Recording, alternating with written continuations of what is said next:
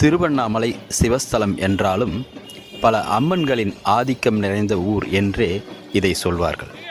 துர்க்கை அம்மன், அங்காளம்மன், காளியம்மன், ஆதி காமாட்சி அம்மன், காமாட்சி அம்மன், அசலியம்மன், வனதுர்க்கை அம்மன், பச்சையம்மன், செல்லியம்மன், மாரியம்மன், முத்தாளம்மன், கன்னிகா பரமேஸ்வரி, அமைச்சாரம்மன், திரௌபதி அம்மன், இப்படி பல்வேறு அம்மன் தனி சன்னதிகள் ஊரெங்கிலும் புகழோடு விளங்குவது வேறு எங்கும் இல்லாத சிறப்பு.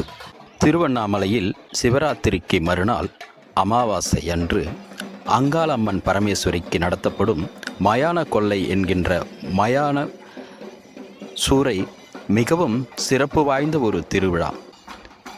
அந்த மயான கொள்ளை திருவிழாவில் நீங்கள் பார்த்தீங்கன்னா நிறைய பேர் பல்வேறு விதமான வேடங்கள் அணிந்து ஆடிக்கிட்டு வருவாங்க.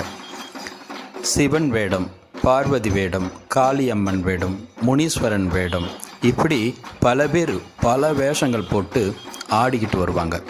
கொதிக்கிற வெயிலில் நடு ரோட்டில் உக்கிரமாக அவங்க ஆடி வர்றதை பார்க்கும்போது நமக்கு பிரமிப்பாகவும் இருக்கும், பயமாகவும் இருக்கும்.